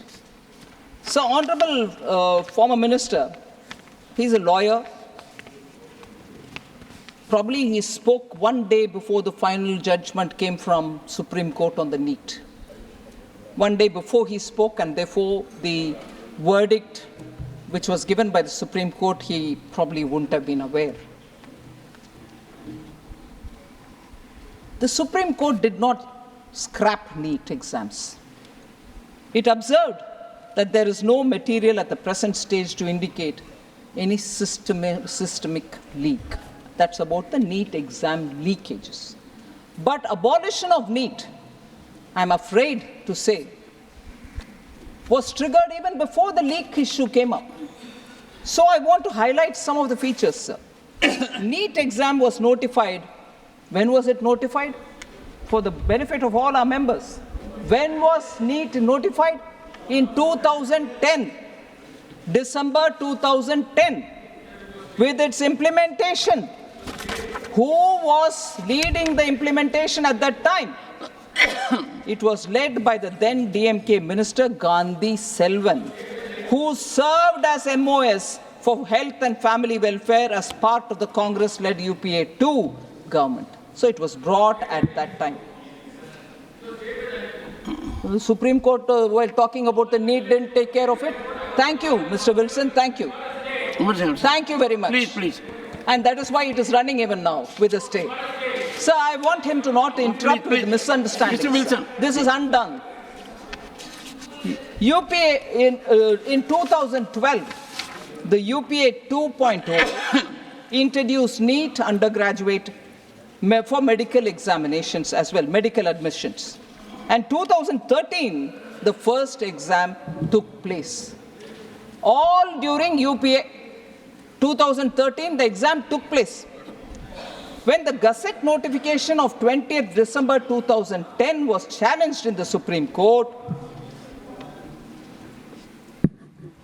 both the lawyers of the Medical Council of India and UPA's Additional Solicitor General of India defended NEET. When it was challenged in the Supreme Court, December 20 was the time when Gazette notification was issued, and that Gazette was challenged in the Supreme Court. That time, both the lawyers of Medical Council of India and the ASG of UPA government defended NEET, saying this was an effort to streamline the admission process. Sir? Therefore, sir, the ASG then stated that the earlier system of multiple examinations was neither in the national interest nor in the interest of maintaining the standards of medical education, nor did it serve the interest of the poor middle-class students who had to buy forms of several examinations and travel across the country to appear in the examination. Multiple examinations they had to take. NEET does not, sir, disadvantage anyone. NEET does not disadvantage anyone. It expands opportunities. Sir, Tamil Nadu students secure 85% of the seats with 69% reservation, which is upheld in Tamil Nadu. With that reservation intact, and with this process of NEET, 85% seats, which is 85% of the seats within Tamil Nadu, and 15% of all seats from all states put together, they can go for the 15% seats to any state that they want. So, Tamil students benefit from All India quota in other states also. Now, when former finance minister is talking about NEET, I also want to underline this fact, sir. 2011, when the DMK rule concluded, Tamil Nadu had just 1,945 medical seats. Presently, there are 10,425 medical seats, a remarkable surge of 8,480 seats in the past 11 years. Sir, therefore, NEET has ensured cost-effective medical education for families. Certainly, it has hurt some vested interests, particularly those in the medical education field, because no longer selling of medical seats is possible. And therefore, it has hurt a lot of people. That is why a particular lobby was actively against NEET even before this NEET leak issue has come up. Sir, in the year 22-23, 12,997 Tamil Nadu government school students wrote the NEET exam, and of them, 3,982 students passed it. It is noteworthy that the pass percentage has increased from 27% in the last year to 31%. So I want to say, sir, before NEET came in, only a few students from few schools in selected regions of Tamil Nadu could get medical seats. Now it is across the board. There are, of course, I don't know if you will permit me, government schools. I want to take the name of few government schools students from Tamil Nadu belonging to very humble backgrounds and rural areas who have passed the NEET examination over the last few years. I'll take the names, sir. Young girl Kanimuri, Needur Mailadurai, daughter of a laborer, Kooli Thorilali in Korandai, and temporary taxi driver. He works also as a temporary taxi driver. She got in 2023. Annapurani from a place called Singam Punari, Sivaganga district, the district from where our former finance minister hails. That girl has also managed to come in. She's the daughter of a construction worker, 2023 again. Arivu Nidhi, Vrali Malai is the place from where she is qualified, which is in Pudukkottai district. Son of a laborer, and he is also a Kooli Thorilali in 2023. Divya Bharati in a place called Talavadi in Erode districts. Daughter of a laborer, again a Kooli Thorilali in 2023. Kavi Arasan from Karambakudi in Pudukkottai district, son of a farm laborer. Jeevit Kumar Periyakulam Theni, son of a goat rearer, shepherd, in 2020. Kavi Priya from Chayyar, sir, daughter of a farmer, 2022. Santanam from Dharmapuri, son of a farm laborer, 2022. Ramya from Karamadai in Coimbatore. She's a scheduled tribe, a particular tribe which is very disadvantaged in Tamil Nadu called Irular. She is a Irular candidate, daughter of a laborer. Yes, budget, because the former finance minister asked about it. I am duty bound to answer. Sir, I may get the name wrong. The last candidate who I want to say, Karamadai, Coimbatore, Pirisika. I may be wrong with the name. She's the daughter of a tailor. Now, are these not success stories of NEET? Are these not students from rural areas? Are these not students who belong to the lower strata? Construction workers, coolie workers, farmers, taxi drivers, their children are coming through, sir, NEET. Sir, Please, nothing will go on record, Mr. Vasan. You are a very senior man. No, nothing. Sir, I come to the last point, sir. I conclude. I come to the last point. Please.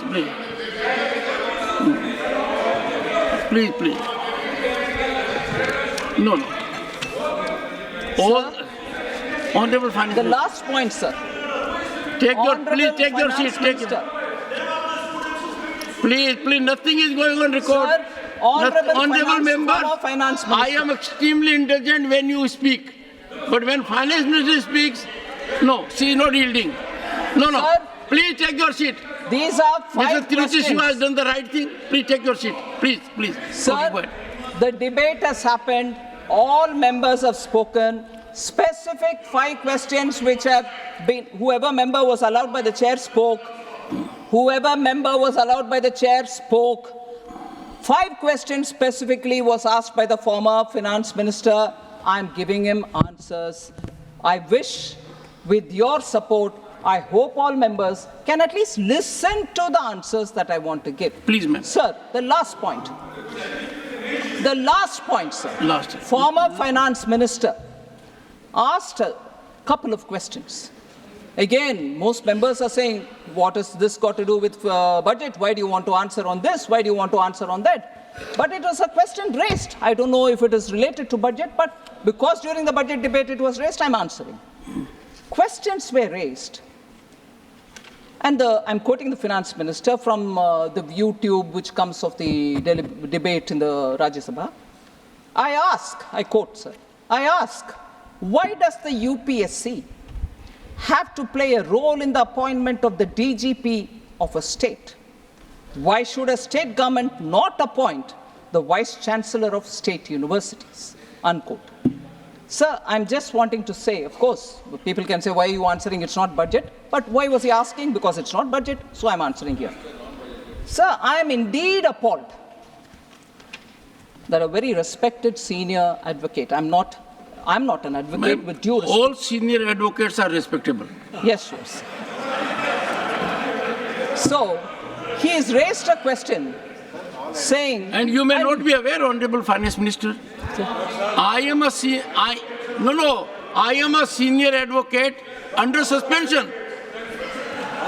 Mr. Prabhu Patel, I am a senior advocate and Bhupendra Yadav knows under suspension because if you hold an office like this, your sanadhi is suspended during that period. So I suffered, leader of the opposition, 2 things in 2019 when President issues warrant. Now imagine warrant to a senior advocate appointing me as governor. This led to suspension of my sanadh also. So you have respect, I'm sure, for all senior advocates, whether under suspension like me, not otherwise. Sir. Sure, sir. Sir.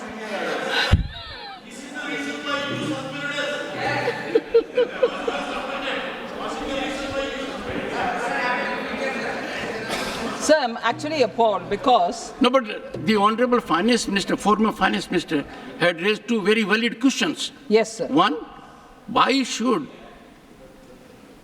UPSC... in the appointment of DGP, UPSC should come into picture? And same he said about Vice Chancellors. Yes, sir. So you say you want to respond? I would want to Please respond, go ahead. Sir, Honorable Finance Minister, former Finance Minister, has used this platform of vibrant democracy. I think he's misrepresented the situation to an extent that it goes contrary to the judicial verdict of the Supreme Court itself. So on both counts, sir, guidelines which have emanated from the Honorable Supreme Court are very clear. On this issue of DGP appointments, sir, as to why the UPSC has to play a role, I just want to highlight, it was in this case of Prakash Singh and others versus the Union of India, 2006. This case was decided by the Supreme Court on 22nd September 2006. And it directed in the following words, quote, the Director General of Police of the state shall be selected by the state government from amongst the 3 senior-most officers of the department who have been empaneled for promotion to that rank by the Union Public Service Commission. The state picks up on 3 candidates, sends the panel, and it is the UPSC which decides. This is the verdict of the Supreme Court in that police reform related case, which was another policeman, Prakash Singh, and others have gone to the Supreme Court, and in that it clearly says that it is the UPSC. One, sir. Second. 1 second. On the... 1 second.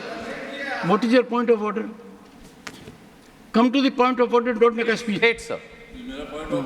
1 second.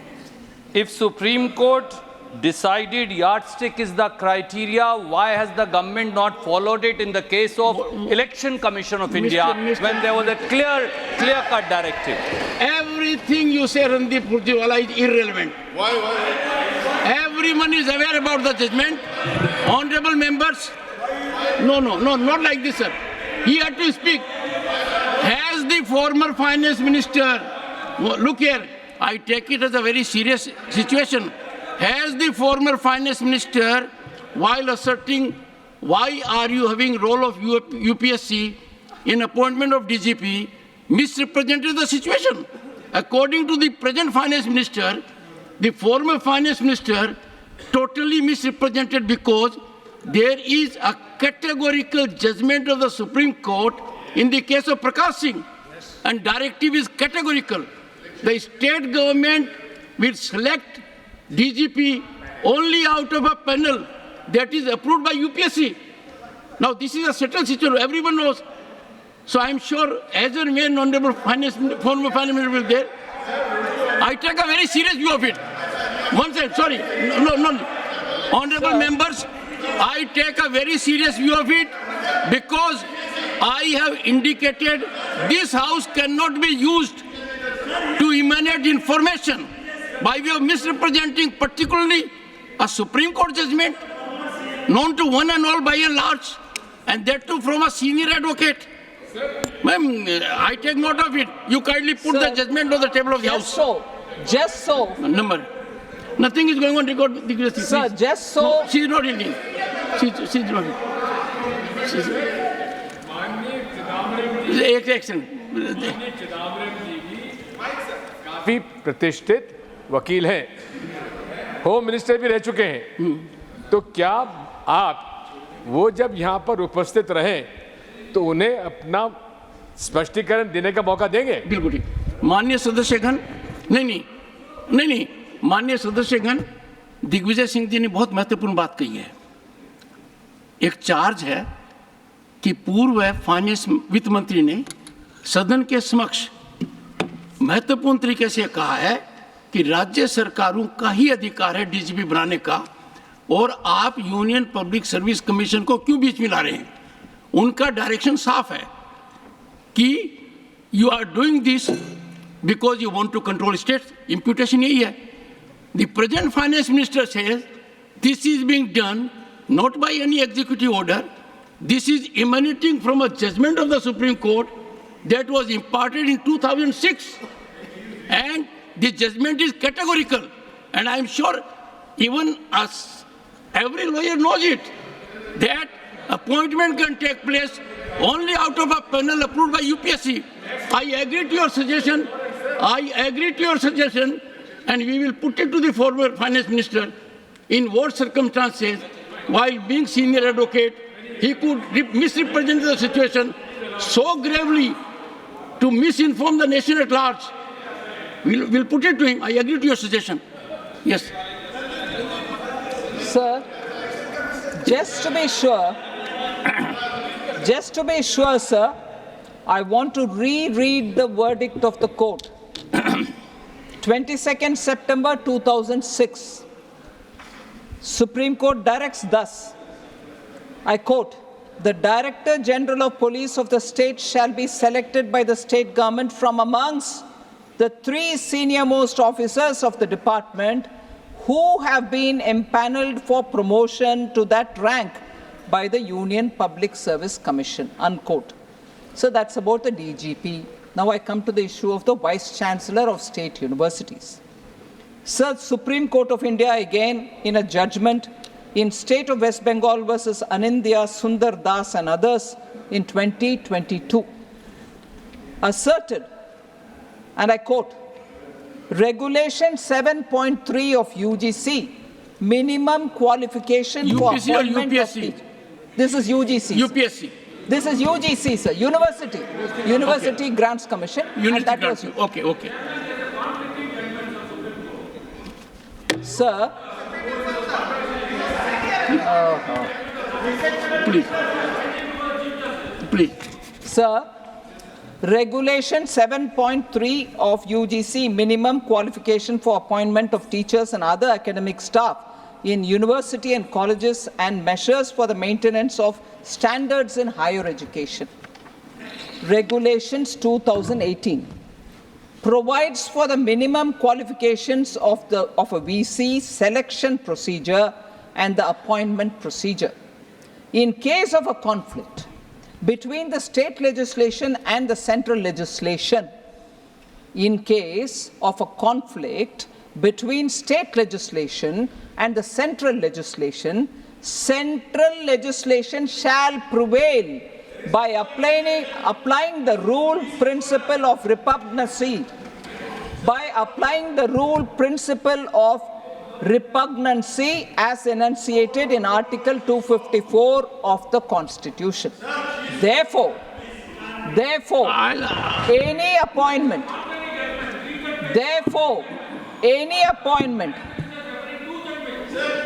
sir, you're a senior advocate.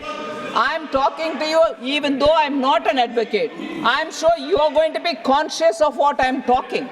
It's very well for the members to be conscious, but don't they trust in you? You're the chairman of the House, but more importantly, you're a senior advocate of the Supreme Court, who's also the chairman of the House. I wish the members give you that much of trust and faith in what they are doing. Therefore, sir, any appointment of as a Vice Chancellor, contrary to the provision of the UGC regulations, can be said to be in violation of the statutory provisions, warranting a writ of quo warranto, unquote. Sir, how can we therefore countenance a former finance minister coming to the people at large and talking about dilution of federalism, when it is clear that when there is a conflict between the two, the central legislation is the one which is going to prevail, and that is Article 254. So, therefore, sir, I just want to highlight that a field which is occupied by the judgment of the Supreme Court in these matters, to which, by virtue of being a senior advocate, the Honourable former Finance Minister should be more aligned with the judgment. I wish to indicate to the House that these judgments and the spirit which is caught in these judgments are very important. And therefore, when he is referring to why should the DG be appointed, why should the Vice Chancellor be appointed by the UGC and so on, there is so much of legal material available. Even if the honourable members are suggesting contradictory judgments are there or judges are reconsidering, all that apart, when even those are taken on board, when it is sub judice even on a different bench, when it is so clearly being legally scrutinized, how can we come here and say, no, it has to be done, why should the state? No, sir. These are matters being taken up, as the Honourable Member Wilson is highlighting. Yes, these are being taken up by the courts. But here to come and assert a final word is amazing. Thank you very much, sir.